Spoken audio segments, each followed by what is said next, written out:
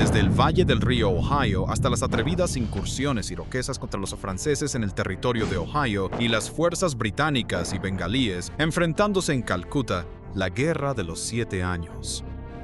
Fue un conflicto caótico y sangriento que se desarrolló no solo en Europa, sino en múltiples escenarios globales. Un conflicto lleno de hechos que, en muchos sentidos, marcó el inicio de una nueva era en la guerra. Hunt redefiniría la dinámica de poder en Europa durante décadas e incluso contribuiría a la próxima era de revoluciones y agitación social. Explorar un poco el contexto europeo en el momento del estallido de la Guerra de los 7 años es útil para entender el conflicto. Europa, a mediados del siglo XVIII, era una sociedad que se modernizaba rápidamente. La Ilustración y el racionalismo ya habían echado raíces, mientras que en Gran Bretaña había comenzado un mayor reparto de poder entre los monarcas y el parlamento. En la Europa continental también desempeñaban un papel cada vez más importante. Esto cambió la dinámica fundamental del poder, con otros centros de influencia emergentes y estadistas destacados más allá de la figura del monarca. Esto incluía a figuras como el primer ministro de Inglaterra, Guillermo Pitt el Viejo, y el ministro de Relaciones Exteriores de Francia, Etienne, desempeñarían un papel significativo en los acontecimientos venideros. También estaban ocurriendo grandes cambios a nivel global. Esta era la época de los imperios, y la actividad colonial europea se estaba intensificando. Se produjo una expansión desenfrenada, exploración y enfrentamientos con rivales por nuevos enclaves lucrativos. Desde el Caribe hasta la India y Norteamérica, las tropas europeas ahora se enfrentaban en batallas por pieles de castor, fuertes, azúcar y puertos. La mayoría de las veces involucrando a los viejos rivales Gran Bretaña y Francia.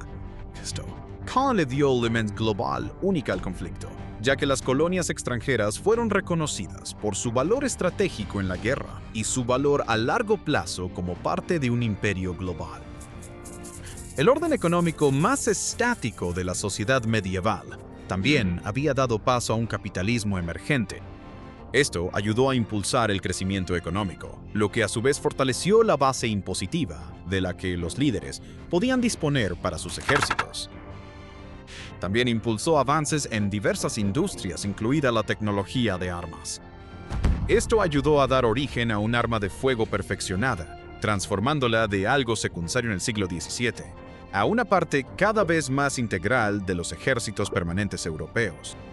El mosquete, la artillería de campaña de ánima lisa y los nuevos obuses llegarían a desempeñar papeles clave en el conflicto venidero y en todos los que le siguieron. En resumen, Europa a mediados del siglo XVIII era una sociedad transformada y marcada por la competencia entre grandes potencias que ahora tenían cada vez más por lo que luchar. Actores de poder e intereses en pugna. Los intereses inmediatos de las partes europeas son complejos, pero pueden resumirse en algunos factores clave en los años previos a la guerra. La perspectiva británica estaba muy influenciada por el electorado de Hanover. Esta era una región en el norte de Alemania cuyo título era ostentado por el rey Jorge II, junto con la corona británica. Nacido y criado en Hanover, él estaba decidido a defenderlo contra cualquier desafío francés. Este interés se sumaba al constante deseo británico de lograr una supremacía general sobre los franceses, especialmente en las zonas coloniales donde se enfrentaban. Por su parte, la antigua enemistad de Austria era con Prusia.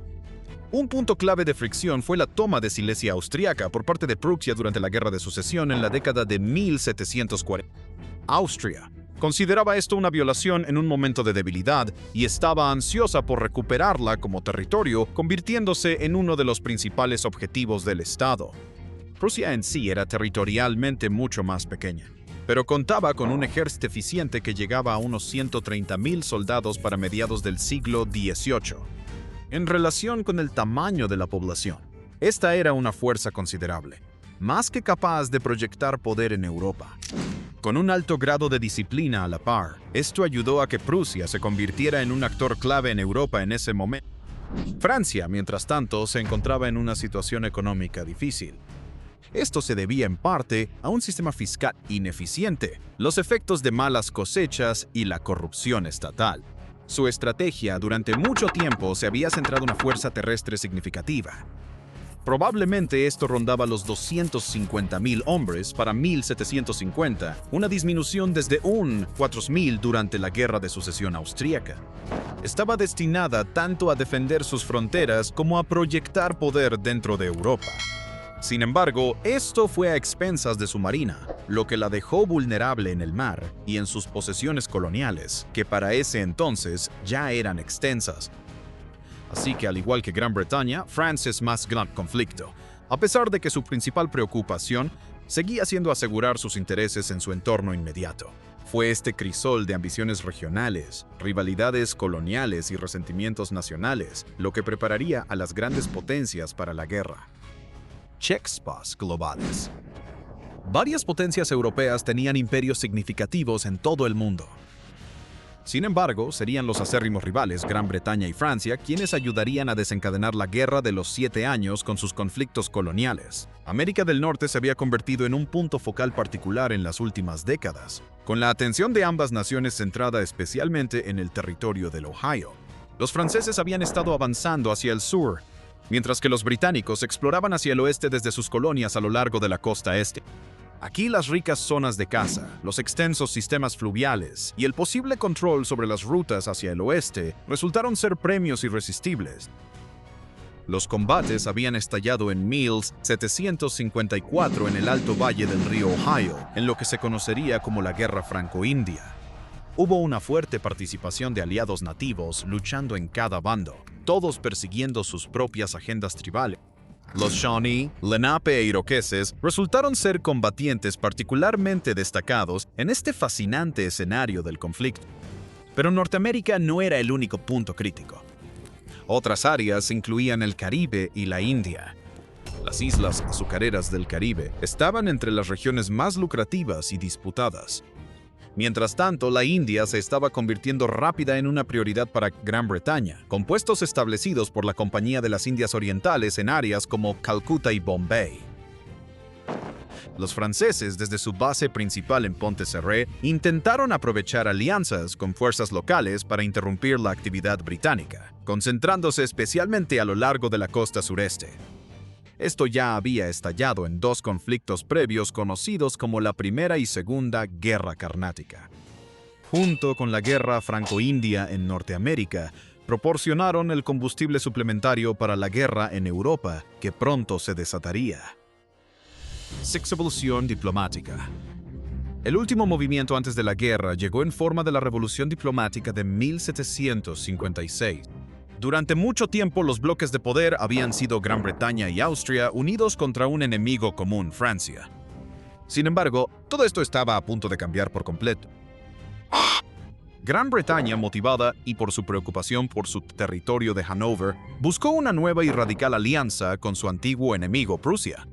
Esto fue a pesar de que habían estado en bandos opuestos tan recientemente como en la Guerra de Sucesión Austriaca en la década de 1740. Esperaban que Federico, dinámico y claramente capaz, pudiera ayudar a garantizar la seguridad de Hanover y actuar como un contrapeso general contra los franceses en el continente. Con este nuevo acuerdo formalizado en la Convención de Westminster de enero de 1756, Gran Bretaña abandonó a su aliada tradicional, Austria. Austria, frustrada, recurrió entonces a su antiguo enemigo Francia, formando juntos una alianza propia contra el nuevo eje anglo-prusiano. Curzon, 1762 Aussies, Aus, Stipruls Ursiken Size, Ansa Borbónica, Aus, Francia, Sajonia, Rusia, Suecia y Parter Burby 1700 y de España. Rusia y Suecia ya estaban alineadas contra Prusia antes de este cambio, pero la revolución de 1756 consolidó firmemente los bloques.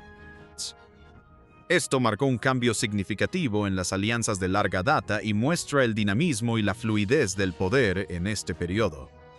Se dejaron de lado antiguos compromisos para servir a los intereses del presente, causando grandes rupturas en el proceso con este cambio de postura británico. El escenario estaba listo para el inicio de la guerra en Europa, y con ello el comienzo de un nuevo conflicto global. uno que potencialmente solo sería igualado por las guerras posteriores de Napoleón y las dos guerras mundiales del siglo XX cuanto a escala y teatros de operaciones en todo el mundo.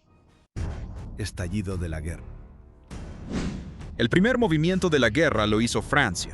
Comenzaron a concentrar tropas en Tolón desde principios de año para atacar la isla británica de Menorca en el Mediterráneo. Aunque en muchos aspectos era una excepción de su conflicto en Norteamérica, marcó un cambio importante al llevar el conflicto directamente a Europa. El principal fuerte británico en la isla, en el puerto de Mahón, fue sitiado desde el 20 de mayo y cayó el 28 de junio de 1756. A pesar de los esfuerzos de una fuerza de socorro británica, finalmente no tuvo éxito, y Menorca fue tomada por los franceses. Esta fuerza de socorro fue liderada por el almirante John Byng, un comandante naval previamente condecorado y muy respetado. Sin embargo, fue sometido a consejo de guerra y posteriormente ejecutado por un pelotón de fusilamiento en la cubierta de un barco por su papel en el fracaso. Declarado culpable de no hacer todo lo posible, la polémica decisión demostró el ambiente político tenso que se vivía en Gran Bretaña en ese momento. Ahora sería Federico quien haría su jugada. Esto comenzó a finales de agosto de 1756 con una invasión preventiva de Sajonia, el pequeño estado que limita con Prusia al sur. Como Sajonia era aliada de Austria, Federico quería sacarlos rápidamente del conflicto, así como usar los fondos y fuerzas sajonas para fortalecer su propio esfuerzo de guerra. Moviéndose con alrededor de 60.000 soldados bien preparados, esta era una fuerza significativa y una que Austria no esperaba. El elemento sorpresa permitió que Federico ocupara Dresde inicialmente sin oposición mientras el ejército sajón era sitiado cerca de Pirna.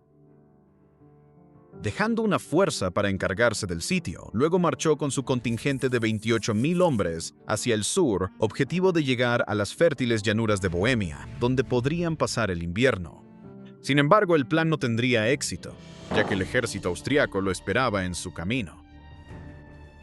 Batalla de Lobositz. El comandante austríaco Maximiliano Braun había reunido a sus fuerzas en una posición defensiva cerca de la salida de un paso montañoso que Federico necesitaba usar para llegar a las llanuras de Bohemia. Por lo tanto, esta vez sería Federico quien sería tomado por sorpresa. Aquí en Lobositz, el 1 de octubre de 1756, los dos ejércitos europeos chocarían por primera vez. Con los austriacos habiendo llegado primero, comenzaron a tomar posiciones eligiendo el terreno. Optaron por las alturas en las laderas del volcán extinto. El río Elba quedaba a su izquierda, mientras que viñedos en pendiente cubrían el otro flanco y el acceso a las alturas. En estos viñedos se posicionaron batallones croatas, apoyados por otros 8.000 soldados cercanos que podían enviar refuerzos. Muchas de las otras fuerzas austriacas también estaban cuidadosamente posicionadas detrás de elementos naturales, incluyendo una reserva de caza en zonas pantanosas, y con infantería en un área a la que se les ordenó acostarse en pasto alto. Una densa niebla matutina también ayudó a ocultar aún más sus posiciones. Esto significaba que Federico entró al campo de batalla con un entendimiento muy limitado sobre enemigas, lo cual no era una situación ideal al momento de decidir la estrategia. Su última experiencia contra el ejército austriaco también había sido durante la Guerra de Sucesión Austriaca, una década antes. Sin embargo, había sido reorganizado en el periodo intermedio, demostrando ser una fuerza de combate transformada y una que sus tropas aún no habían evaluado. Inicialmente, pensando que solo se enfrentaba a una fuerza de retaguardia del ejército principal, Federico ordenó una carga limitada de caballería hacia las tropas austriacas que podía ver al frente. Chisters de Prit, estas tracks de Searches de Senuelos Tashes Stories, Sabaisadal Prusiaron compuesta por 1.200 hombres, avanzara más hacia lo que esenciales de granaderos austriacos ocultos en un camino hundido, solo para que la caballería prusiana fuera atacada por artillería previamente oculta en un pueblo cercano. Mientras intentaban resistir este embate, otros 1.300 soldados austriacos de refresco descendieron sobre los agotados prusianos. El fuego disciplinado de los mortíferos mosquetes de ánima lisa hizo estragos, y los restos de la caballería prusiana se vieron obligados a retirarse de nuevo hacia sus propias líneas. Luego, en un momento de mala dirección prusiana, uno de los principales generales de Federico, Gessler, ordenó que toda su fuerza de caballería avanzara sin haber recibido las órdenes para hacerlo. Ubicados detrás de la línea principal de infantería, más de 7,000 jinetes tuvieron que pasar tras de estas tropas antes de comenzar sus cargas hacia las posiciones austriacas. Debe haber sido una visión impactante para Federico al observar la batalla, y según se informa, exclamó: «Dios mío, ¿qué está haciendo mi caballería?». La carga acabó siendo destrozada en igual que la primera como escala, con artillería, infantería y caballería austriacas ocultas, todas esperando al acecho. La fuerza fue prácticamente aniquilada y los sobrevivientes se retiraron en desorden. En este punto, Federico se retiró temporalmente del campo de batalla antes de regresar más tarde. Sin embargo, muchas tropas prusianas siguieron luchando con nuevos intentos de tomar la zona de los viñedos en el flanco, que había sido defendida con tanta tenacidad por las tropas croatas. Con todos los bandos quedándose sin municiones y sin energía, pronto se produjo una pausa general en los combates.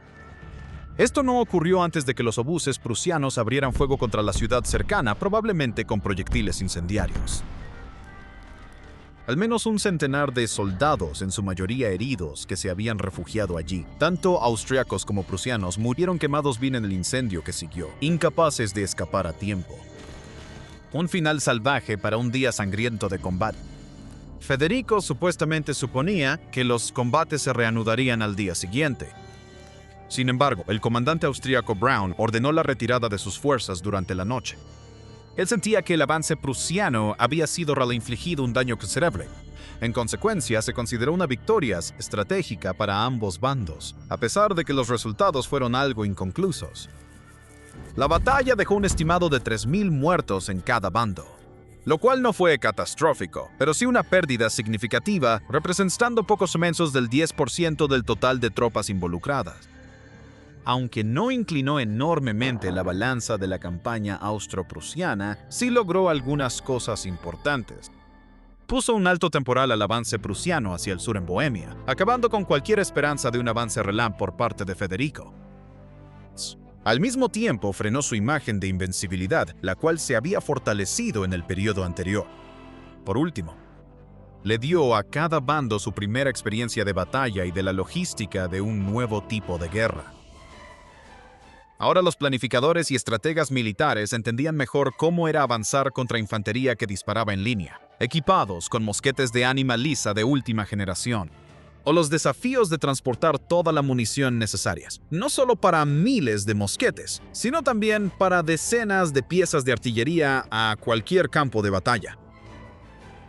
Esto ya no era una guerra medieval donde un ejército podía llevar prácticamente todo lo que necesitaba consigo. Ahora se trataba cada vez más de líneas de suministro, cajas de balas de mosquete, balas de cañón, proyectiles de obús y pólvora, todo mientras se protegían contra emboscadas enemigas. El avance de Prusia fue detenido por ahora. Abandonando los planes de ocupar las llanuras de Bohemia, el ejército de Federico regresó a Sajonia para pasar el invierno. A pesar de la inminente calma, las cosas pronto escalarían dramáticamente, tanto en Europa como frentes de todo el mundo.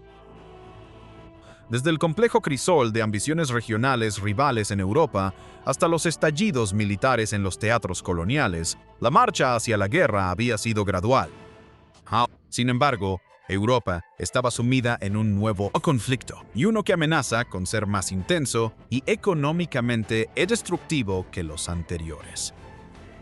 Hasta ahora, la mayor parte de los combates en Europa se había limitado a Prusia y Austria. Sin embargo, esto estaba a punto de cambiar drásticamente, ya que Francia, Suecia, Rusia, así como los estados del Sacro Imperio Romano Germánico, ahora se unían activamente al conflicto contra Prusia. Esto abrió una nueva y sangrienta fase de escalada en la Guerra de los 7 Años, que vería una proliferación dramática de frentes y batallas. Prusia estaba bajo una presión severa, y desde Praga hasta Köln las bajas aumentaban. Fear. The Fight of Europe in Suspense. Y desde el mismo borde de la derrota, Prusia resurgiría tras sus victorias decisivas al final del año, dejando el destino de Europa en suspenso. más allá de Lobositz, el camino hacia la escalada. La agotadora batalla de 7 horas en Lobositz fue el primer gran enfrentamiento de la guerra, dando a cada bando una muestra de lo que les esperaba. Sin embargo, solo había sido una introducción, ya que los acontecimientos estaban a punto de escalar. Tras el resultado, algo inconcluso de la batalla, Federico regresó a su recién conquistado territorio de Sajonia. Aquí, reclutó por la fuerza a gran parte de las fuerzas sajonas en el ejército prusiano, formando 10 nuevos regimientos con ellos. Esto ayudó a reemplazar a sus propias tropas perdidas, mientras que al mismo tiempo eliminaba una posible amenaza futura. Pasaron el invierno en la región, una práctica que seguía siendo una parte importante de la escena en Europa y que había permanecido relativamente sin cambios durante más de un milenio. Mientras que otros líderes tal vez habrían buscado consolidar sus nuevas conquistas prusianas de Sajonia y Silesia. Antes de eso, ese no era el estilo de Federico, ya que sus tropas se recuperaban durante el invierno. Y con la ayuda renovada que llegaba de Gran Bretaña, sentía que estaba en una buena posición para reiniciar las campañas, y ahora solo esperaba la llegada de la primavera. Esta nueva campaña comenzó en abril de 1757 con el ejército prusiano adentrándose en Bohemia. Bohemia era un estado que limitaba con Sajonia al sureste, y estaba bajo control directo de los Habsburgo desde 1620. A diferencia de Silesia, estas eran las tierras centrales de Austria, y era una provocación tan directa como era posible hacer. Federico buscaba una derrota aplastante de los austríacos para que la monarca María Teresa reconsiderara su posición, se retirara de la guerra y le permitiera quedarse con las tierras que había anexado. Sant empezó exitosa subyugación de Sajonia y tras el enfrentamiento inconcluso con el ejército austríaco Sachsen de Sars, parecía que el impulso estaba del lado de Prusia y que una victoria rápida era posible. En cambio, lo que les esperaba era una campaña agotadora de batallas igualadas y costosas que cobrarían un alto precio tanto en las fuerzas austríacas como en las prusianas. La primera de estas ocurriría justo a las afueras de Praga el 6 de mayo de 1757. El ejército prusiano había avanzado hacia el sur desde abril, con alrededor de 64.000 hombres, dividiéndose en 4 columnas principales para cruzar las montañas Erzgebirge, después de reunirse con éxito al otro lado. La atención ahora se dirige a Praga, centro de larga data del Imperio Austriaco, y un posible premio simbólico para los prusianos. Batalla de Praga. El capaz general austriaco Maximiliano von Braun había realizado una retirada ordenada de sus fuerzas tras su enfrentamiento inicial con los prusianos al norte de Lobositz. Ahora los había organizado en una fuerte posición defensiva justo al este de Praga, con un número total significativo de alrededor de 60.000 hombres a su disposición. Como en su encuentro anterior, von Braun tuvo la elección del terreno y nuevamente eligió las alturas, quizás esta vez una posición aún más inexpugnable. Ubicada en las montañas Tabor, la ciudad se encontraba en el flanco izquierdo del ejército austríaco, con terreno bajo al oeste cubierto de pantanos y un pequeño arroyo que lo atravesaba. Bajem. Esto resultaría significativo más adelante en la batalla, los prusianos habiendo levantado el campamento temprano en la mañana, y alrededor del 5 de la mañana. De nuevo para encontrar a los austríacos que ya habían tomado posiciones frente a ellos. Inicialmente, Federico quería atacar de inmediato, pero un subordinado lo persuadió de intentar una ruta alternativa con posible acceso a la retaguardia austríaca. Después de horas de maniobras, la infantería lanzó un ataque desde esta nueva posición. Vex los prados esperados. Pronto se encontraron entre pantanos y estanques, ralentizados y vulnerables al fuego austriaco. El general Winterfeld, al mando de la infantería, quedó fuera de combate por una bala de mosquete en el cuello mientras cabalgaba al frente del regimiento. Luego, cuando la artillería austríaca empezó a ajustar su puntería, el siguiente al mando, Schwerin, fue herido de muerte por el fuego de un obús. Sin embargo, los prusianos no fueron los únicos en perder comandantes importantes. Mientras los austríacos continuaban su avance cuesta abajo contra la infantería prusiana, el general von Braun murió. Él había sido el arquitecto de la respuesta austríaca hasta ese momento y su pérdida tendría impactos significativos. En su avance contra el enemigo, la infantería austríaca también había abierto inadvertidamente una brecha entre ellos y el resto de la línea. Parece que para ese momento Federico no estaba en condiciones de comandar, ya que había sufrido una especie de colapso tras la muerte de Schwerin. Sin embargo, Lobositz. Sin embargo, als de subordinados capaces intervinieron para el von Seiten. La brecha en la línea austríaca resultó ser un descuido crucial. En la fase final de la batalla, los prusianos comenzaron a enviar tropas para intentar abrir aún más una brecha. Esto finalmente resultó exitoso al romper sus líneas y llevó a una retirada austriaca de regreso a Praga, poniendo fin a la batalla. Al igual que en Lobositz anteriormente, esto no fue una derrota aplastante, ni un triunfo claro, pero los prusianos aún podían reclamar la victoria, siendo Austria quien inició la retirada. Sin embargo, esto tuvo un costo sangriento. Federico, con más de 14.000 de sus sitios, sus 60.000 soldados muertos o heridos, y los austriacos también con cifras muy similares. Estas fueron cifras de muertes muy altas, alrededor del 25% del total de tropas desplegadas. Del sufrimiento humano, fue una carga logística difícil de sostener y una que llegaría a tener un papel cada vez más importante a medida que avanzaba la guerra. Batalla de Köln. Agotado por sus pérdidas en Praga, Federico evitó un asalto directo y en su lugar decidió sitiar la ciudad. Sin embargo, Federico apostó por un lento agotamiento gradual de las reservas de alimentos de Praga, sin tener en cuenta la fuerza de socorro que ya venía en camino.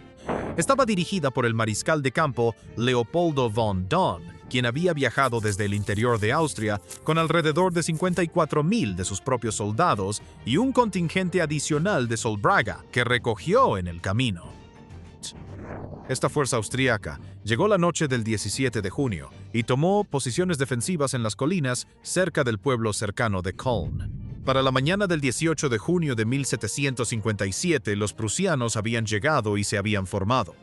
A diferencia de Praga, no habría igualdad en el número de tropas. El ejército reforzado de von Daun contaba con alrededor de 50.000 hombres, mientras que Federico tenía como 1.000 hombres a su disposición. Esto fue después de las importantes pérdidas sufridas en la batalla de Praga y de haber dejado una parte de sus tropas manteniendo el sitio de la ciudad. Esto era para contener a sus residentes, así como a decenas de miles de tropas austriacas que estaban atrapadas allí junto con ellos.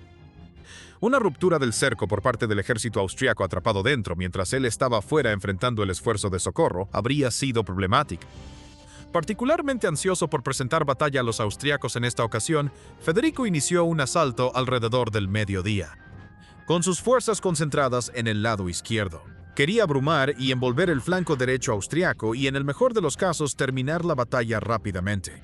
Sin embargo, el centro prusiano atacó en el punto equivocado, golpeando posiciones bien defendidas en lugar del flanco austriaco expuesto. The Sons of Prussian Cavalry, como resultado del fuego prusiano, fue repelido solo para que el posterior contraataque del flanco derecho austriaco sufriera el mismo destino a manos de la caballería prusiana.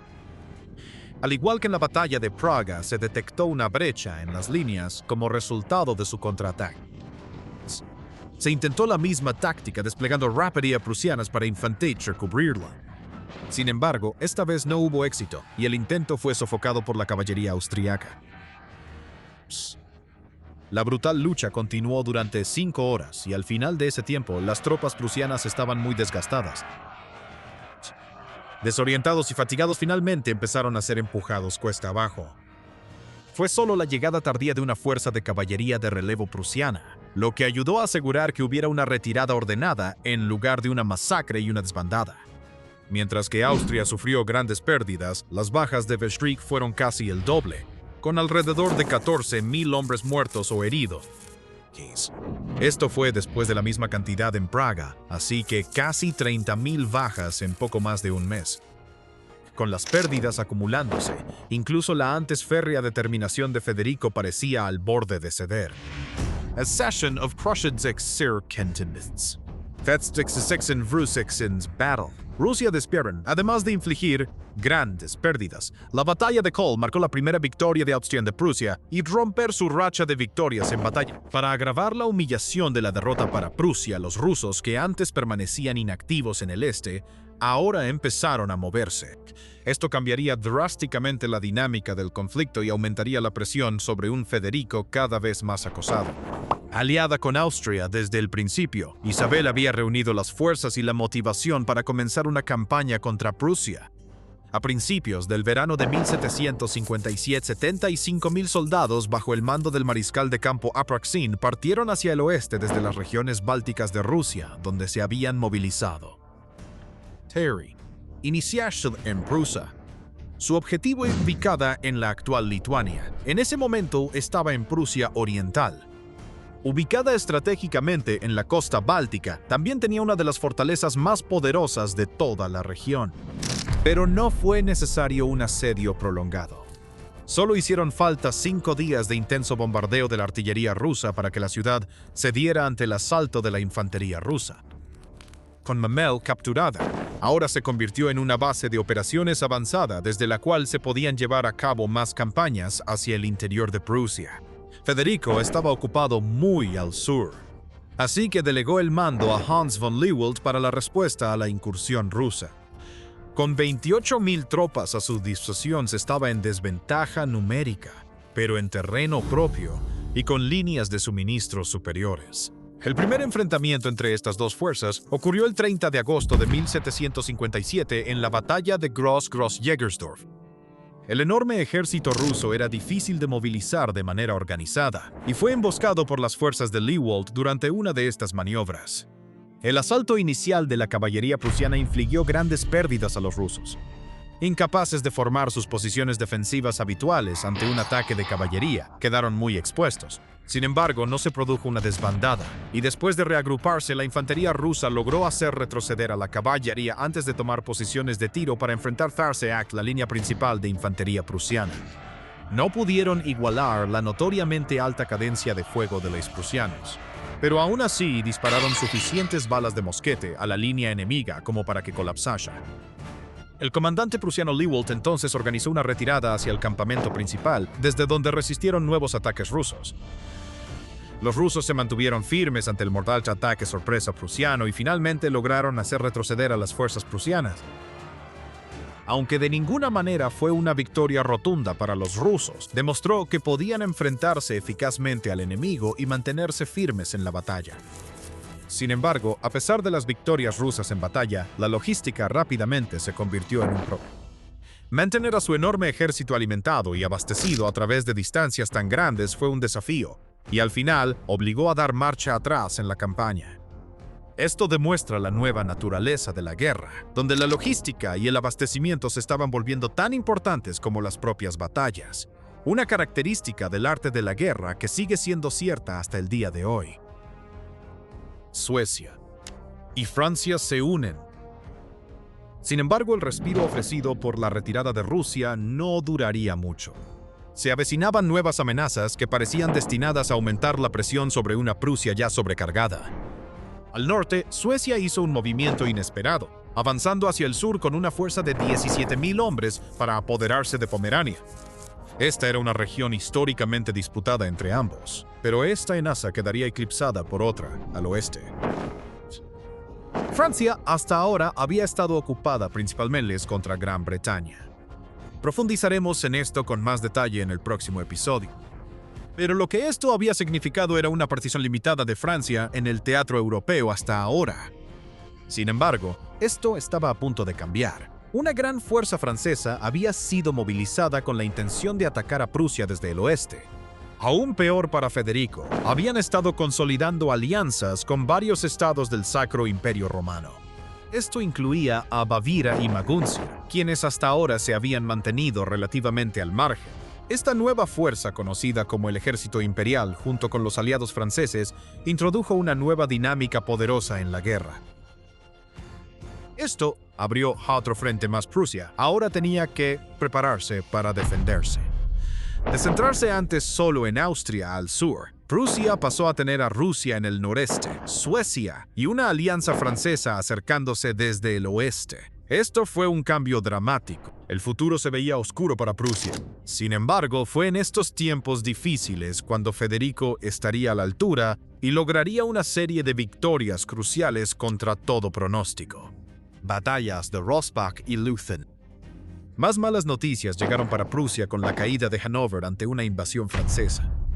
Esto eliminó un estado tapón clave en su vulnerable flanco occidental, así como la principal preocupación de Gran Bretaña en el continente. Hacia Prusia ahora estaba abierta, y las fuerzas francesas y del ejército imperial avanzaban de manera constante en consecuencia. Un enfrentamiento directo y una batalla ahora parecían inevitables, con Federico liderando el ejército que se acercaba en la batalla de Rossbach en Sajonia. Las fuerzas francesas y del Sacro Imperio Romano sumaban alrededor de 41.000 hombres, casi el doble de los 22.000 de Prusia. Esta ventaja de 2-1 habría sido insuperable para muchos. Pero para este momento, Federico y sus hombres estaban curtidos en batalla, habiendo adquirido experiencia crucial tras más de un año de arduo conflicto con los austríacos. Mientras tanto, las fuerzas francesas y del Sacro Imperio Romano eran nuevas en el campo de batalla, ya que no se habían enfrentado a Prusia desde la Guerra de Sucesión Austríaca. Lo que siguió fue una de las obras maestras de Federico. Concluida en un lapso de 90 minutos, presenció la aplastante derrota de las fuerzas combinadas francesas y del ejército imperial.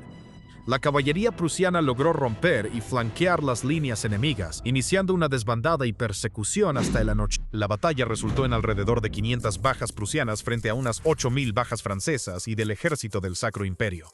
La victoria fue tan decisiva que Francia nunca volvería a amenazar directamente el territorio central de Prusia durante la guerra, eliminando efectivamente a un adversario clave de un solo golpe. Tras su victoria en Rossbach, Federico giró a sus tropas y se dirigió al noreste hacia Silesia para enfrentarse al ejército austriaco que se había concentrado cerca de la ciudad de Breslau. En el plazo de un mes, los prusianos habían recorrido la distancia y estaban listos para la batalla contra su rival más acérrimo. Federico estaba en una racha ganadora y con una brillantez táctica superaría en maniobra y astucia a la fuerza austriaca, mucho más numerosa. Aunque la batalla de Leuthen duró mucho más que la de Rossbach, el resultado fue similar. El ejército austriaco fue completamente derrotado, con alrededor de 10.000 bajas y unos impresionantes 12.000 capturados. Esto perjudicó gravemente su capacidad de combate a corto plazo y dio un gran impulso a la moral prusiana. Estas dos batallas de Rossbach y Leuthen fueron de gran importancia para cambiar la dinámica de la guerra. En solo un mes, habían revertido drásticamente la situación, de lo que parecía ser una derrota casi segura. Prusia ahora estaba a la ofensiva y Federico parecía invencible una vez más.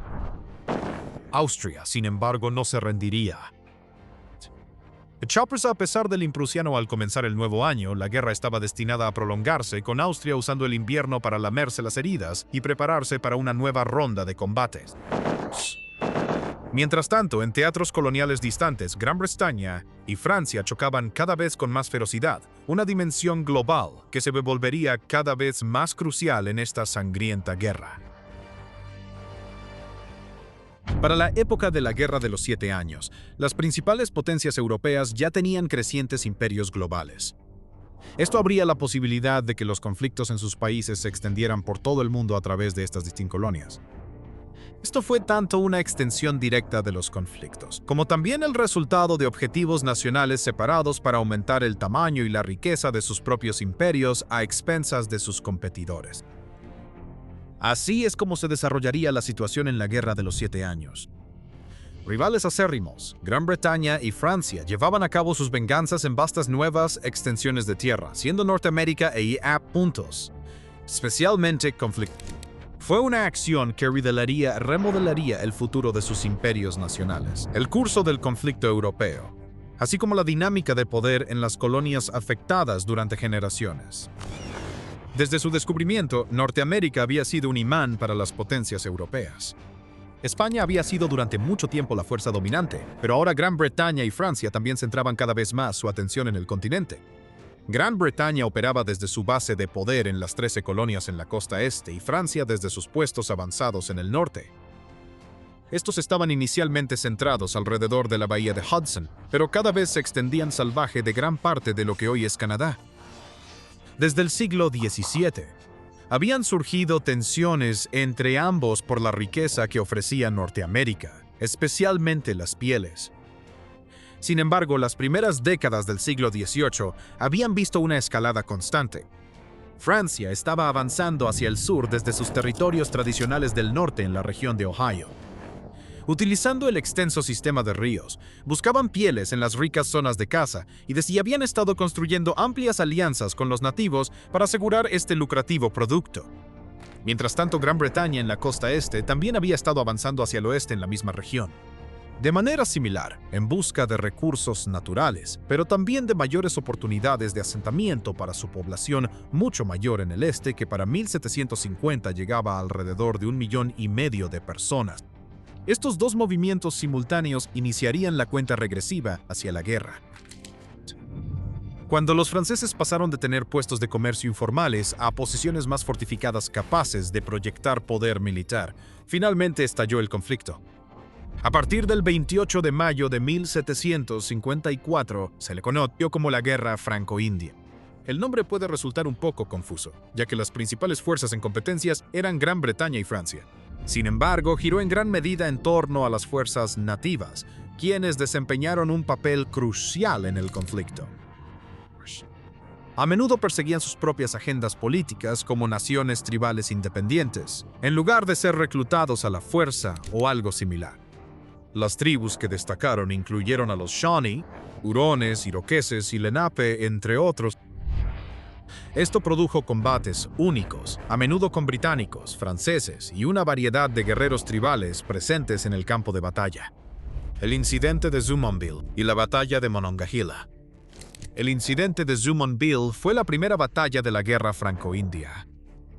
Ocurrió el 28 de mayo, cuando alrededor de 40 soldados bajo el mando de George Washington lanzaron un ataque contra un grupo de soldados franceses que no lo esperaban. El encuentro fue breve pero significativo. Varios franceses murieron, incluido el comandante José Jumonville, cuyo nombre le da nombre al encuentro. Según algunos relatos, recibió un golpe fatal en la cabeza con un tomahawk por parte del aliado nativo de Washington, el jefe Tanaka Harrison.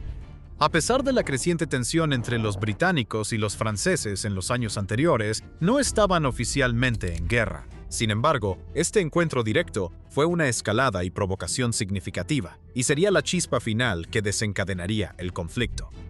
A su vez, esto sería un factor clave que contribuiría a la guerra en Europa, la cual también estaría en pleno auge en menos de un año. Después de su emboscada exitosa, las tropas se vieron obligadas a rendirse en el cercano Fort Necessity ante una fuerza francesa que los rodeaba. Esto marcaría una tendencia para la fortuna de los británicos en el siguiente periodo, con múltiples calamidades por venir. Una de estas fue la infame Expedición de Braddock de 1755. Esta fue una campaña significativa liderada por el general Braddock, el comandante de todas las fuerzas británicas en Norteamérica. Partió de Maryland el 29 de mayo, con el objetivo de capturar el fuerte Duquesne de los franceses en el territorio de Ohio.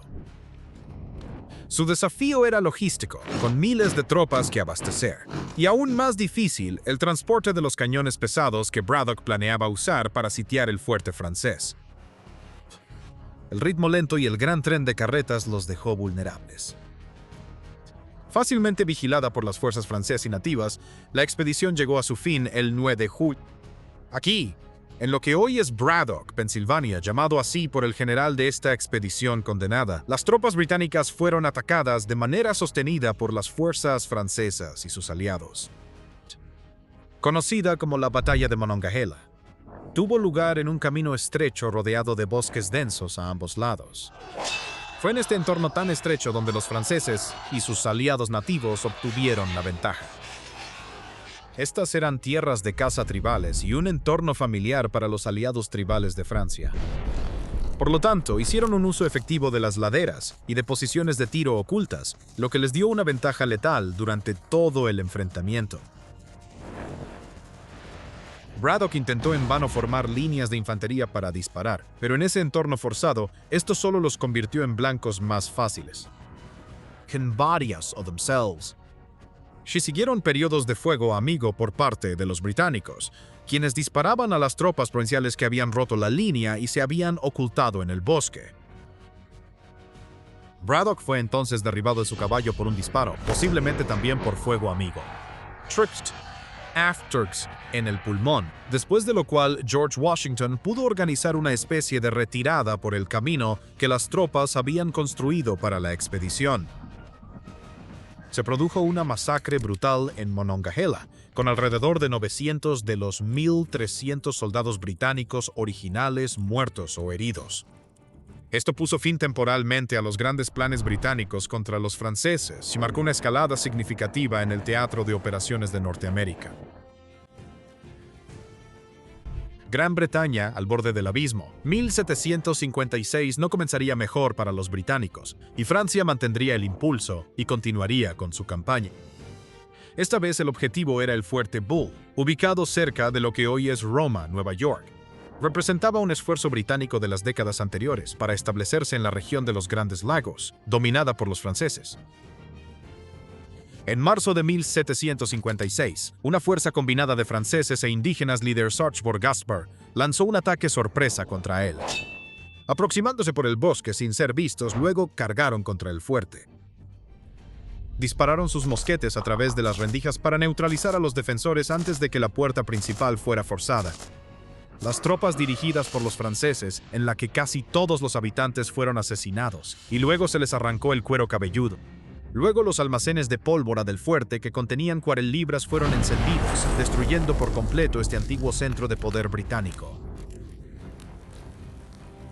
La humillación se acumulaba para Gran Bretaña en América, y esto, a pesar de su teórica ventaja de contar con una base poblacional mucho mayor de la que podían reclutar fuerzas. Los refuerzos franceses llegaron en mayo de 1756, a lo que siguió rápidamente la declaración de guerra británica contra Francia en Europa. Esto ocurrió el 17 de mayo y marcó el inicio oficial de la Guerra de los 7 años. También muestra cuán entrelazados estaban los diferentes escenarios globales. Los eventos en el lejano valle del río Ohio podían provocar alboroto en el Parlamento británico y generar clamores a favor de una escalada, como se vio después de la masacre de Braddock. Esta respuesta ahora podía desarrollarse tanto en Hanover como en el Caribe. Tal era la situación única de esta guerra global. Mientras Gran Bretaña tambaleaba en América, al otro lado del mundo en la India, otra amarga lucha entre las dos potencias también se intensificaba. La India se había convertido rápidamente en una obsesión británica, y la actividad de la Compañía Británica de las Indias Orientales pronto se transformaron en un imperio incipiente. Las zonas de mayor interés para los británicos eran Calcuta, en el noreste, Madras en la costa este, y la ciudad portuaria de Bombay en la costa oeste. Los franceses también tenían sus propios intereses en la India. A diferencia de Norteamérica, donde sus fuerzas eran significativas, en la India estaban mucho más concentradas, y el área geográfica de interés directo era más pequeña.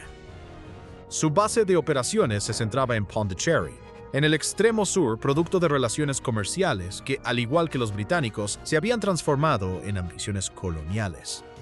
Al contar también con su propia Compañía de la Corona, la Compañía Francesa de las Indias Orientales, la competencia se había intensificado. India pronto se convertiría en el segundo frente global clave de la Guerra de los 7 años y ayudaría a decidir el destino general de las ambiciones coloniales de ambas naciones. Ac Negro de Calcuta y el ascenso de Clive de la India. Paralelamente a la escalada de la guerra en Europa, Gran Bretaña y Francia habían estado reforzando sus fortificaciones en la India. Para Gran Bretaña, esto incluía el fuerte William en Calcuta, con proteger el comercio sumamente lucrativo de la Compañía de las Indias Orientales en esta región. Esta era Bengala, una región rica y una joya sobre la que tanto Bretaña como Francia querían tener control. Mientras que Francia cumplió con la orden del gobernante local, Siraj-ud-Dawla, de detener los trabajos de fortificación, los británicos continuaron. Ud-Dawla respondió sitiando Calcuta. Esto fue con el apoyo tácito de los franceses, que incluyó asesores militares y suministros generales para sus esfuerzos. Los británicos que se refugiaron en el fuerte no pudieron resistir contra las fuerzas enemigas y sucumbieron el 20 de junio de 1756. Aquellos que no fueron asesinados fueron confinados en una pequeña celda en lo que se conoció como el incidente del agujero negro de Calcuta. Aunque las estimaciones varían en cuanto al número exacto de víctimas, se cree que al menos 84 en hombres fueron encarcelados anoche, y que solo unos 20 sobrevivieron a ese suplicio. Más que solo una nota brutal al pie de la página sobre el asedio, esto ayudó a galvanizar la opinión pública británica. Esto llevó a una mayor disposición para escalar el conflicto en Europa, así como a la disponibilidad de más fondos para el teatro de operaciones en la India, sin mencionar que alimentó la hostilidad contra Francia, a la que se consideraba partidaria de estos agresores. El famoso general Robert Clive fue enviado a atender la situación en Calcuta. Poco después, lo que daría lugar a una de las victorias británicas más resonantes del conflicto en la India, la batalla de Plassey. Tras su exitosa reconquista de Calcuta, el cada vez más respetado Clive tendría su enfrentamiento final. Siraj-ud-Dawla estaba reuniendo sus fuerzas cerca de Plassey Bengala Occidental. Decidido a poner fin a la amenaza de este rey nativo, Clive se preparó para enfrentarlo en batalla. Con solo 3.000 soldados bajo su mando, era numéricamente muy inferior a los 50.000 hombres del enemigo. Sin embargo, lo que jugaba a favor de Clive era su maniobra política previa a la batalla. Su equipo diplomático había logrado infiltrarse con éxito en la corte de Siraj y básicamente reclutó a miembros clave de ella para el bando británico. Esto incluía a Mir Jafar, el comandante del ejército, a quien los británicos le prometieron el puesto de próximo gobernante si desertaba. A pesar de contar con un destacamento de artillería significativo apoyado por auxiliares franceses, las fueron auxiliadas por sorpresa y nunca pudieron recuperar la ventaja. Los intercambios iniciales de artillería resultaron inconclusos, mientras que la lluvia del monzón que siguió perjudicó a Siraj, arruinando sus reservas de pólvora mientras que los británicos permanecieron sin verse afectados. Sin embargo, al final fue la traición desde dentro lo que resultaría fatal. Mir Jafar y otros mantuvieron a sus fuerzas en reserva en un momento clave, lo que a su vez provocó una ruptura en la línea y una desbandada general. El rey Siraj sería posteriormente ejecutado por los mismos elementos traicioneros. La batalla de Plassey no solo consolidó la reputación de Clive, sino que también tuvo un impacto directo en el teatro europeo. Tropas francesas estuvieron presentes en el campo de batalla, y esto no pasó desapercibido. Su intromisión en la India y en otros teatros coloniales se estaba pasando de una guerra por poderes a un enfrentamiento directo, en una clara escalada de la situación. También marcó un punto de inflexión en el enfoque de Gran Bretaña hacia la India, ya que la expansión colonial y el control directo sobre la nación comenzaron a desarrollarse rápidamente a partir de este momento. Otro resultado, quizás inesperado pero no menos significativo, de este conflicto global de gran alcance que se estaba desarrollando. Mientras tanto, de regreso en Europa y en muchos sentidos catalizado por estas campañas lejanas, la guerra solo se estaba acelerando. 1757 terminó con las mayores victorias en la carrera de Federico de Prusia en Rossbach y Leuthen. Se acercaba una nueva temporada de campañas, y Francia, buscando consolidar la ventaja que había abierto en el teatro norteamericano, se preparaba para avanzar sobre Hanover. Este era una posesión británica mucho más cercana a casa y uno que el rey Jorge no estaba dispuesto a perder. Desde las llanuras de la India hasta los bosques del condado de Ohio, los teatros globales de la Guerra de los 7 años ya estaban remodelando el destino de los imperios. Ahora, la pregunta que quedaba era cómo las naciones europeas saldrían del sangriento caos que se desarrollaba en su propio suelo. Por ahora, no parecía que ninguna de las grandes potencias estuviera lista para rendirse. Así que el escenario estaba listo para el siguiente sangriento capítulo del conflicto, con Federico una vez más al frente. Desde los campos de batalla de Zorndorf en Europa hasta los enfrentamientos entre británicos y franceses en Norteamérica, los años 1759 se hacían cruciales para el resultado de la Guerra de los 7 años, comenzando el periodo con una alta moral tras las recientes victorias. Sin embargo, al final, Prusia saldría gravemente golpeada. Austria también estaba tambaleándose por las consecuencias económicas y demográficas de la guerra. Sin embargo, Prusia, habiendo estado involucrada en tantos frentes, se encontraba en un estado más precario y aparentemente al borde de la derrota. La única chispa de esperanza para la alianza británico-prusiana parecía residir en la suerte de Gran Bretaña en el extranjero. Aquí, finalmente, parecía haber cambiado el rumbo en contra de los franceses. Sin embargo, aún está por verse cómo esto afectaría los resultados en Europa. Y mientras tanto, la sangrienta guerra parecía destinada a continuar. Nueva campaña prusiana. Mientras el conflicto en los teatros coloniales había estado escalando de manera constante, la guerra en Europa también estaba a punto de entrar en una nueva fase. Francia podía tener la ventaja sobre Gran Bretaña en el extranjero, pero la situación en el frente interno era muy diferente. Federico acababa de lograr sus gloriosas victorias tácticas en Rossbach y Leuthen. Como resultado, la confianza prusiana era alta. Después de pasar el invierno descansando y planeando una nueva campaña, Federico inició una invasión de Moravia a principios de 1758. Una región situada al este de Bohemia, la invasión formaba parte de un esfuerzo por expandir el área bajo control directo prusiano. Esto ya incluía Sajonia, tomada durante el transcurso de este conflicto, mientras que la valiosa Silesia había sido obtenida durante la Guerra de Sucesión Austriaca unos 16 años antes. Sin embargo, esto no sería como sus invasiones de años anteriores, prolongadas y con numerosas grandes batallas.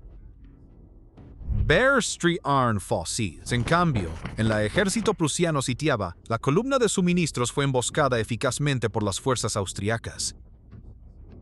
Tras contar con todo el invierno para prepararse, el avance prusiano hacia Moravia había sido bien planificado. La columna de suministros reflejaba esto y consistía en alrededor de 4.000 carros cargados con todos los materiales necesarios para la guerra. Municiones, proyectiles para obuses, balas de cañón para artillería de campaña, provisiones de alimentos y todos los demás elementos necesarios para una campaña moderna.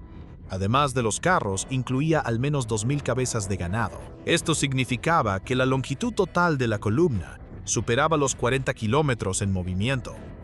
Destrucción de los suministros prusianos con la columna, superando los 40 kilómetros en movimiento. No era sorprendente que fuera difícil de ocultar. Los austriacos, en lugar de elegir enfrentarse al grueso de las fuerzas prusianas en batalla, como lo habían hecho en años anteriores, optaron por atacar este extenso convoy. El comandante general Don nombró al Mayor General Loden para liderar las fuerzas austriacas, con alrededor de 12.000 hombres bajo su mando. Enfrentándolo estaba el coronel prusiano Mosel con poco menos de 11.000 hombres. Su tarea expresa era proteger el convoy Sitter y se les ordenó luchar hasta la muerte. Tal era la importancia de la logística en esta nueva forma de guerra. Los austríacos atacaron primero el tren de suministros alrededor del 28 de junio con una tarde de combates inconclusos que provocaron la retirada de ambos bandos. Sin embargo, esto no sería cierto para el siguiente encuentro. 2 días después, en Darmstadt, el 30 de junio, fue una rotunda victoria austriaca. Entre 2.700 y 3.500 prusianos murieron, fueron capturados o resultaron heridos, en comparación con solo 680 austriacos. Y más importante aún, una parte significativa de los suministros cruciales prusianos fue capturada o destruida. No más de 300 de los 4.000 carros de suministros originales escaparon del encuentro. También se capturaron más de 2.000 caballos, así como entre 1 y 2 millones de táleros prusianos, una cantidad considerable de dinero en efectivo. Estas pérdidas tuvieron un efecto significativo y esencialmente despojaron a Federico de su capacidad para continuar. Sin los suministros necesarios, se vio obligado a retirarse de nuevo a Silesia. Strength of Logistical Capabilities. Esto también marcó significativamente el último intento prusiano de Oku durante el transcurso de la guerra, lo que refleja la disminución de la fuerza de sus tropas y sus capacidades logísticas. Rusia resurge y Gran Bretaña toma la iniciativa. Esta no era la campaña que Federico había imaginado, y para empeorar las cosas, los rusos volvían a resurgir. Aunque los rusos ocupaban partes del este de Prusia desde enero de 1758, Federico había decidido ignorarlos al principio sobre su principal enemigo austriaco. Sin embargo, solo era cuestión de tiempo antes de que los prusianos tuvieran que enfrentarse a la amenaza. Mientras tanto, surgieron algunas noticias más positivas para los prusianos. Gran Bretaña había formalizado la Convención de Westminster, acordada en 1756, con la Anglo-Prusiana de abril de 1758. El texto actualizado consolidó un flujo significativo de ayuda de alrededor de 650,000 libras anuales en oro de Gran Bretaña a Prusia. Esto equivale a unos 100 millones de libras en valor actual, y fue la mayor cantidad de ayuda que Gran Bretaña había dado jamás a un aliado. También se enviaron alrededor de 9,000 soldados británicos a Hanover para reforzar a las tropas locales ese territorio de la corona. Aunque no era una fuerza enorme, esto representó un giro geopolítico significativo y una reversión de la posición británica anterior de evitar el despliegue directo de tropas en el continente. El despliegue británico ayudaría a cambiar el rumbo en Hanover, obligando a los franceses que habían avanzado en la región el año anterior a retirarse. Primero, el puerto de Emden fue recuperado en marzo de 1758, seguido de otra victoria para la fuerza anglo-prusiana en Krefeld. Aquí en la orilla oeste del Rin, el 23 de junio de 1758, las fuerzas francesas comandadas fueron derrotadas rotundamente. Las fuerzas prusianas inicialmente los siguieron de regreso a través del Rin, incluyendo una breve ocupación de Düsseldorf, antes de retirarse nuevamente bajo presión. Sin embargo, esta fue una victoria significativa. Satisfizo el clamor en Gran Bretaña de ver a los franceses expulsados de este peculiar dominio de la corona, mientras que al mismo tiempo aseguraba la frontera occidental inmediata de Prusia. Enfrentando la amenaza rusa y la batalla de Zorndorf, es más fácil matar a los rusos que ganárselo.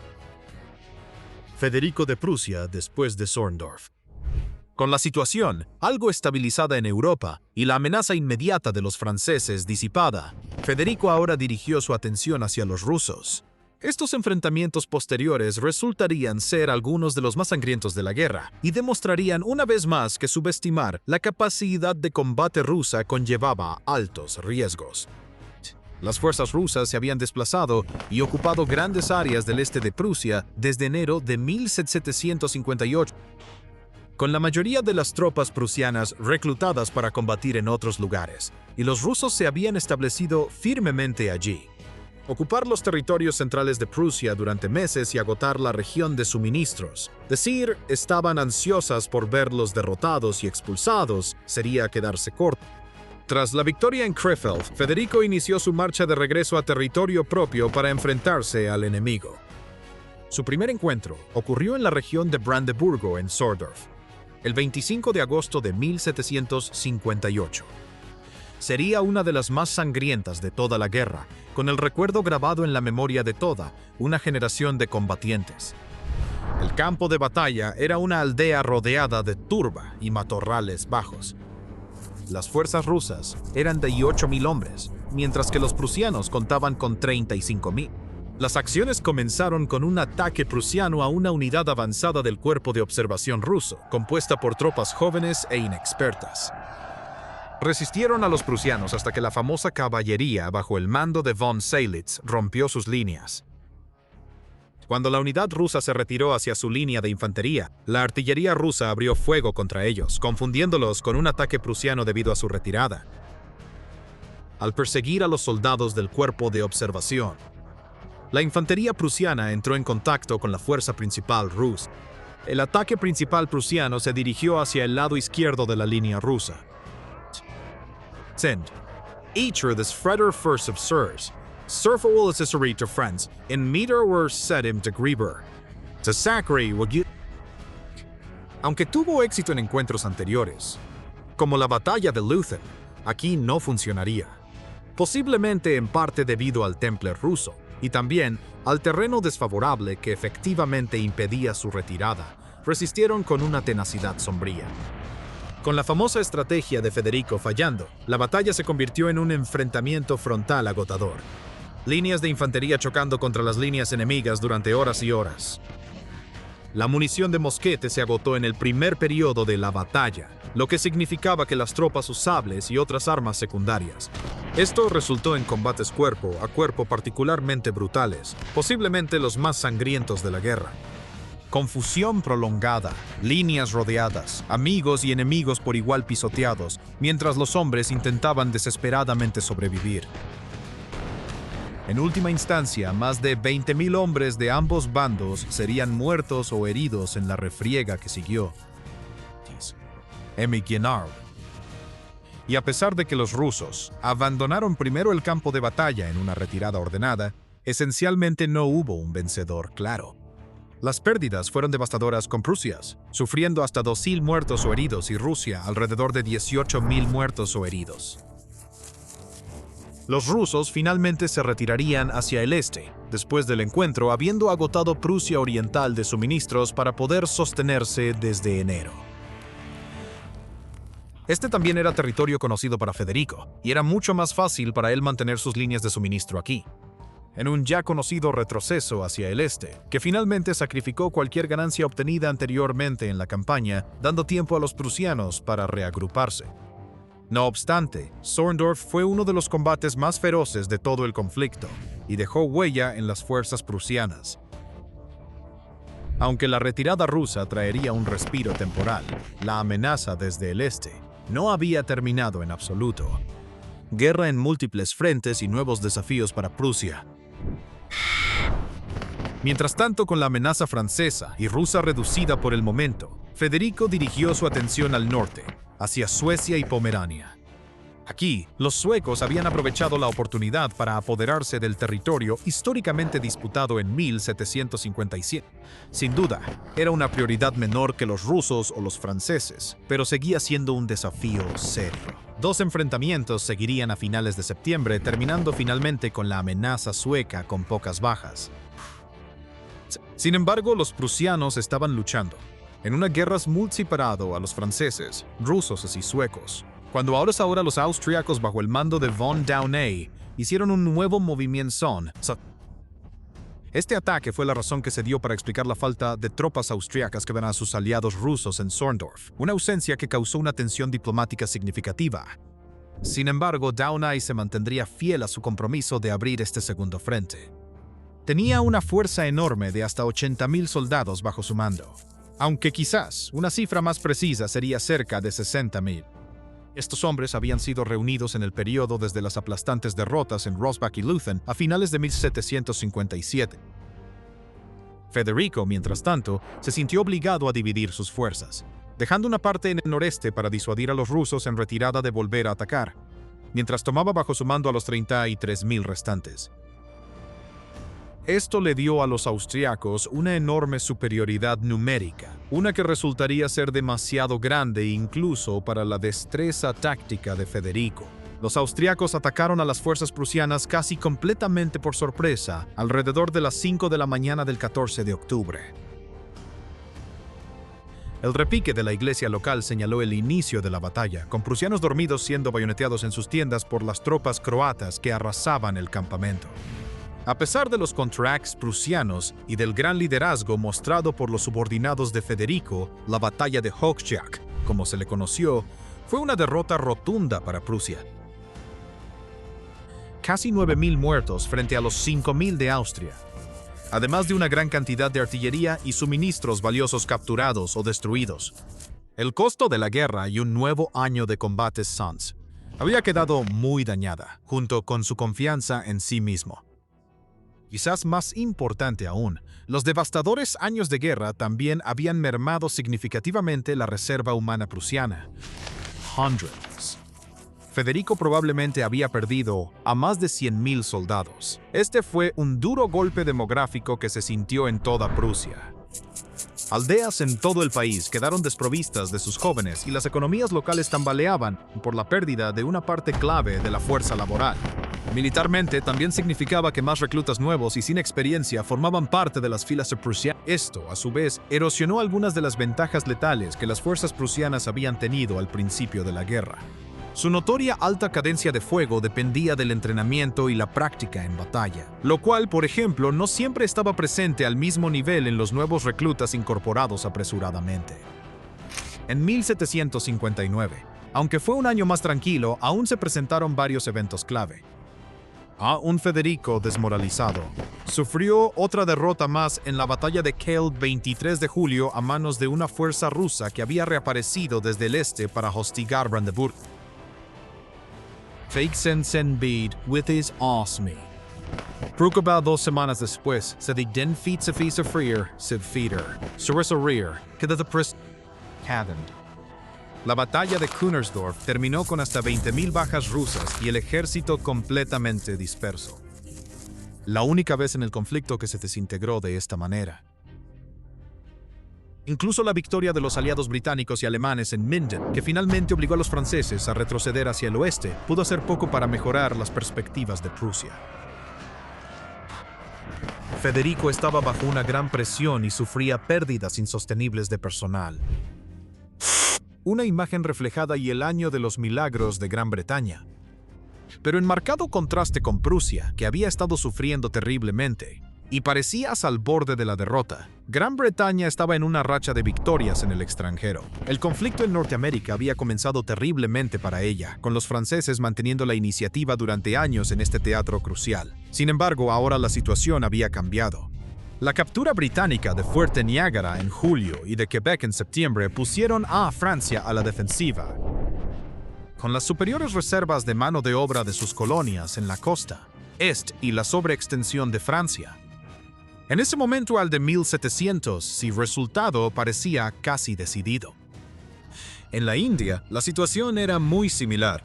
Las victorias de Clive habían consolidado el control británico de Bengala y los franceses estaban bajo presión en su bastión de Pondicherry. SAS. Las victorias navales en Lagos y en Guadalupe ayudaron a consolidar la supremacía británica en el mar, lo que en Gran Bretaña se conoció como el Annus Mirabilis, el año de los milagros. 1759 fue realmente una historia de contrastes. Gran Bretaña parecía estar asegurando una dominación a largo plazo sobre su principal rival colonial, mientras también reforzaba la posición de Hanover en el continente. Mientras tanto, Prusia había quedado agotada de mano de obra y estaba marcada por años de batallas agotadoras.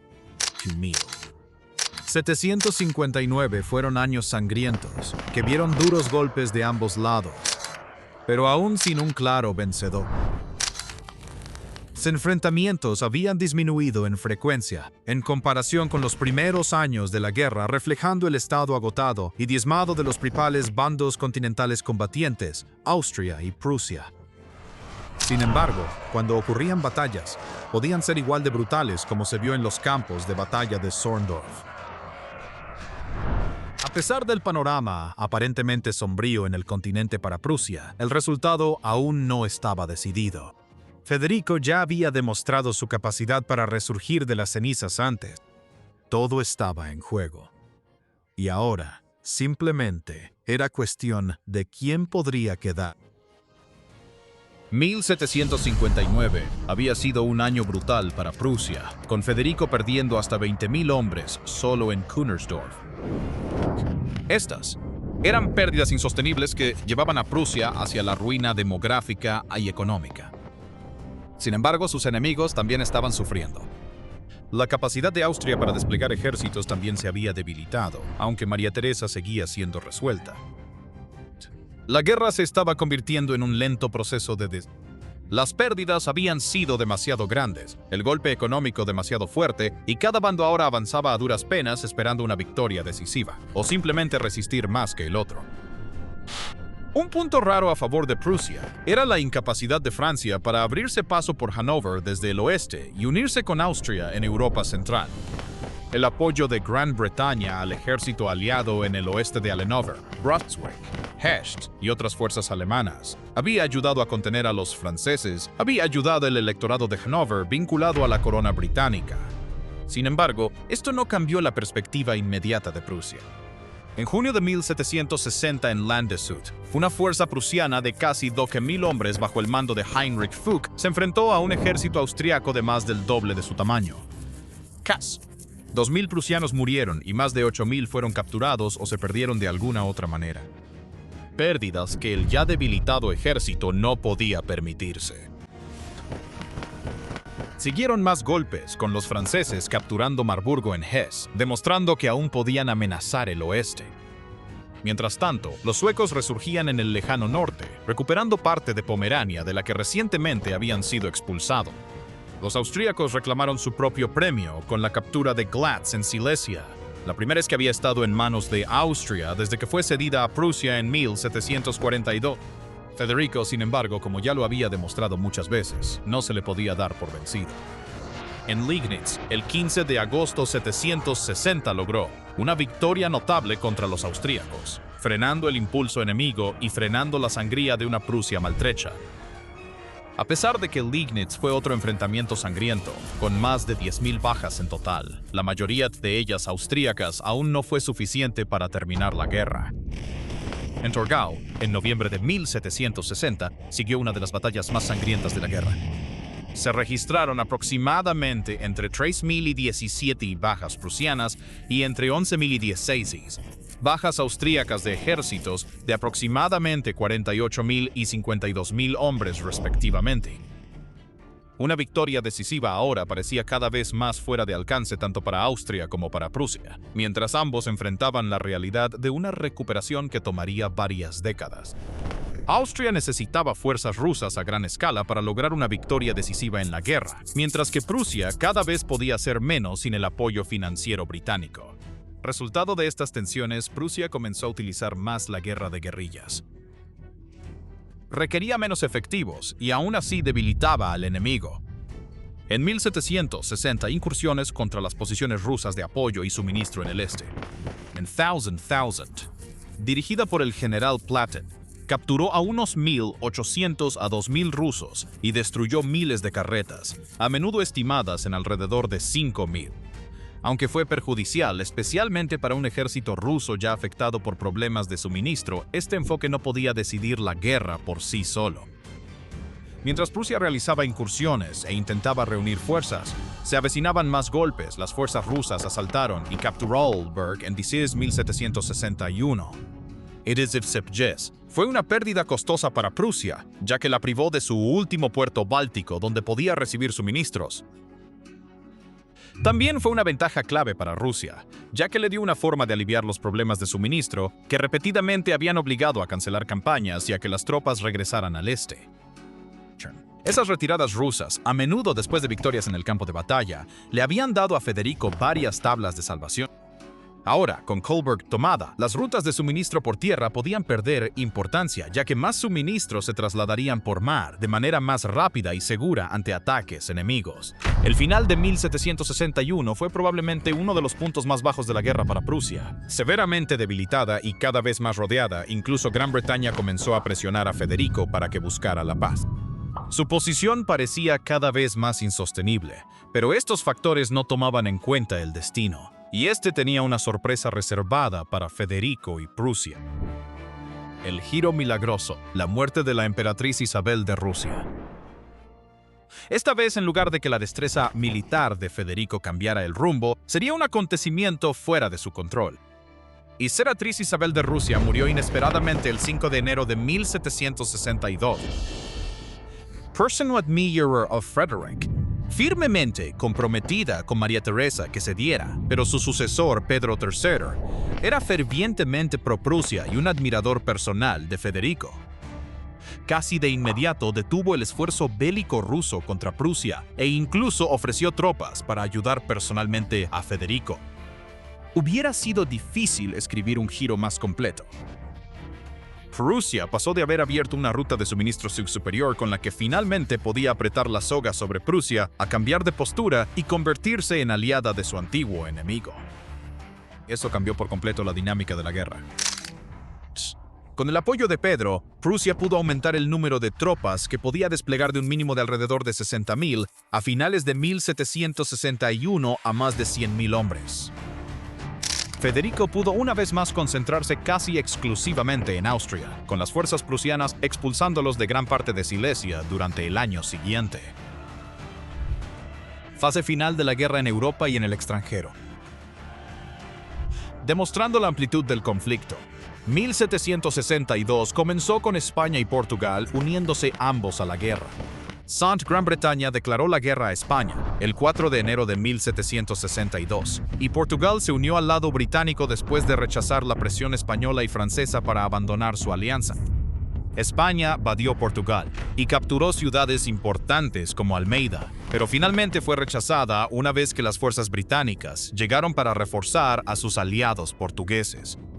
Este escenario fue más una nota interesante al margen que un factor clave en la guerra, con batallas aquí más parecidas a escaramuzas en comparación con los grandes enfrentamientos que habían tenido lugar durante años en Europa Central. Mientras tanto, en el extranjero, en los teatros coloniales, las cosas estaban llegando a su fin. Gran Bretaña había establecido un dominio casi total sobre Francia en la India y Norteamérica. A partir de 1760, gran parte de los combates clave en estas regiones había terminado, ya que la superioridad naval de Gran Bretaña y su posición económica más fuerte le daban la ventaja. Sin embargo, la India merece más que una simple mención. La victoria británica en Wandiwash en enero de 1760, seguida de la caída de Pondicherry en enero de 1760, y uno acabó con la amenaza militar francesa en el sur de la India. También le dio a Gran Bretaña una clara ventaja sobre Francia al entrar en la nueva era del imperio. India más tarde se convertiría en el Gran Premio del Imperio Británico, mientras que la influencia de Francia nunca volvería a florecer allí en la misma escala. El Tratado de París más tarde devolvió varios enclaves comerciales franceses, incluyendo Pondicherry y Chandernagore. Pero Francia ya no estaba en posición de desafiar el dominio político y militar británico allí como lo había hecho antes. La posición colonial de Francia fue consolidada por el Tratado de París. Firmado en febrero de 1763, puso fin a las hostilidades entre las partes en los teatros coloniales de la guerra, y también los retiró efectivamente del conflicto europeo. El tratado redibujó el mapa imperial en su conjunto. Ebisons of Strexterix the Sixtest of Atratus and of Saracen Cithabe, por separado, mediante el Tratado Secreto de Fontainebleau en 1762, Francia cedió Luisiana al oeste del Mississippi y Nueva Orleans a España. España cedió Florida a Gran Bretaña, pero recuperó la había capturado en 1762. De vuelta en el frente interno, Federico había aprovechado la breve alianza de Pedro de Troyes y la oferta de tropas rusas para expulsar de la mayor parte de Silesias, casi restaurando el statu quo anterior a la guerra en esa región. Mientras tanto, su hermano Enrique logró una victoria en Friburgo, ayudando a consolidar el amenazado control de Prusia sobre Sajonia, la región que fue tomada primero durante la guerra. Fue la última gran batalla de la guerra y mostró muchos de los elementos que llegaron a definirla. Grandes batallas campales, uso extensivo de varios tipos de artillería, maniobras innovadoras y la combinación de infantería armada con mosquetes y caballería trabajando juntos con gran efectividad. Camino hacia la paz. A pesar de la victoria en Friburgo, Dresde seguía fuera de alcance. Tanto las fuerzas austriacas como las prusianas estaban tan debilitadas en este punto que nuevas ofensivas a gran escala se volvían casi imposibles. También había otros factores nuevos, además de los demográficos y económicos, que impulsaban a Federico a buscar una resolución. Para 1762, el gobierno británico bajo John Conde de Boot se había alejado de la alianza prusiana y terminó con el sistema de subsidios que ayudaba a sostener el esfuerzo bélico de Federico. Además, Pedro Terza, quien había sido un verdadero regalo para Prusia, fue derrocado por su esposa, Catalina.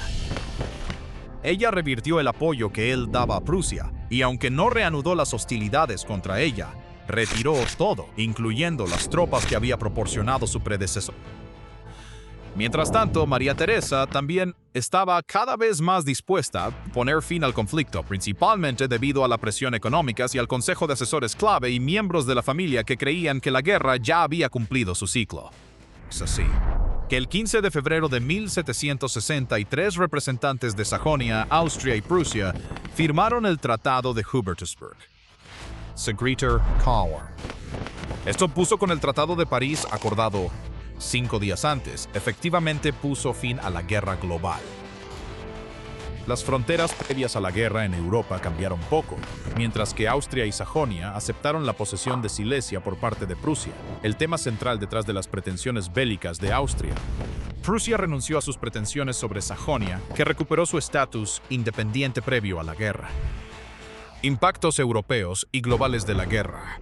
A partir del 15 de febrero de 1763, Europa ya no estaba en guerra. 7 brutales años de derramamiento de sangre finalmente habían terminado. A simple vista parecía que poco había cambiado, una ironía brutal, considerando la magnitud del sufrimiento humano. Europa Central seguía igual que antes de 1756 con Prusia, aún controlando Silesia, y Austria aún deseándolo. Ambas potencias seguían siendo polos en competencia, y la amenaza de futuros conflictos persistía. Sin embargo, bajo la superficie hubo cambios significativos. El más importante de ellos fue que Prusia se consolidó firmemente como una gran potencia. Ya no podía haber dudas sobre la capacidad de Prusia. Contra todo pronóstico, se había enfrentado a ejércitos de potencias rivales del oeste, norte y este. A pesar de sufrir pérdidas devastadoras, se mantuvo firme y salió adelante. Esto lo colocó entre las grandes potencias y ayudó a crear una posición de fuerza que serviría como precursor para la futura unificación de los estados alemanes. Austria había sufrido de manera similar a Prusia en cuanto a pérdidas humanas y daños económicos. 8 años figures like darn, pero también había demostrado tener un ejército disciplinado y capaz con líderes fuertes, incluyendo figuras como Daun. Esto mostró el valor de las reformas anteriores de María Teresa y fortaleció la legitimidad más amplia de su gobierno. Austria no se derrumbó ni sufrió concesiones devastadoras ante Prusia a pesar de no lograr recuperar Silesia. Francia, a pesar de verse menos afectada en bajas que Austria y Prusia, quizás sufrió las consecuencias a largo plazo más graves. El Tratado de París desmanteló gran parte de la Nueva Francia. Gran Bretaña obtuvo Canadá y las tierras al este del Mississippi, mientras que España cedió Florida a Gran Bretaña. Francia conservó valiosas islas azucareras del Caribe, como Martinica, importancia para el comercio del siglo XVIII. Pero la pérdida de Canadá y su posición en el continente norteamericano cambió el equilibrio estratégico del imperio. Francia se quedó con Saint-Pierre y Miquelon por los derechos de pesca, mientras conservaba valiosas posesiones en el Caribe, pero salió de la guerra debilitada en finanzas, prestigio y confianza. Esto ayudó a crear las condiciones para la próxima Revolución Francesa, aunque no debe exagerarse esa relación como si fuera una causa única. Posterior participación de Francia en la Guerra de Independencia de Estados Unidos añadió aún más presión fiscal directa, pero la Guerra de los 7 años ya había dañado las finanzas, el prestigio y la posición estratégica de la monarquía. Gran Bretaña se benefició enormemente del resultado de la guerra y pudo cosechar las mayores ventajas mientras mantenía la principal lucha terrestre en Europa, mayormente en manos de los aliados. Además de tomar gran parte del imperio francés en Norteamérica, consolidó su dominio naval y su posición como una potencia colonial clave. La guerra ayudó a dar paso al imperio británico, especialmente en la India, donde el dominio de la Compañía de las Indias Orientales y la influencia británica, y después es Bengala y el Tratado de Allahabad en 1765, aunque el gobierno directo de la corona llegó mucho Sabe contribuiría a la expansión del dominio y la influencia británica en todo el subcontinente junto a enormes riquezas y recursos durante el periodo de dominio británico allí. Pero la victoria trajo consigo un problema fiscal. La guerra dejó a Gran Bretaña con una deuda nacional mucho más pesada, y los intentos posteriores de hacer que las colonias norteamericanas ayudaran a pagar los costos imperiales se convirtieron en una de las presiones que alimentaron la Revolución Americana. Para muchas naciones indígenas en Norteamérica, el resultado también fue transformador. La eliminación del poder francés debilitó su capacidad para equilibrar un imperio contra el otro, mientras que la política fronteriza británica y la presión de los colonos ayudaron a alimentar nuevas tensiones, incluyendo la Guerra de Pontiac y la Proclamación Real de 1763. De los 7 años, resultó ser un periodo devastador en la historia europea y mundial. Causó enormes pérdidas militares y civiles, así como daños económicos de los que se tardaría décadas en recuperarse. Aunque no cambió fundamentalmente el mapa de Europa, consolidó el ascenso de Prusia y debilitó la posición de Francia en el extranjero. A nivel mundial, sus efectos fueron aún más drásticos. En océanos y continentes, ayudó a dar origen a la supremacía británica Debilitó el imperio global, aceleró el dominio británico en la India y ayudó a crear las condiciones para la posterior separación de Estados Unidos de Gran Bretaña. Forbes, United States of America. Un nuevo mundo surgiría de la Guerra de los 7 Años, incluyendo un nuevo conflicto, operaciones sin origen a una nueva nación, los Estados Unidos de América. Si te gustaría ayudarnos a ser sin de ser creando y obtener acceso a anticámaras y otros beneficios, considera hacerte miembro o aquí mismo Guicios en YouTube o unirte a nosotros en Patreon. Cada apoyo cuenta. Y como siempre, muchas gracias por vernos.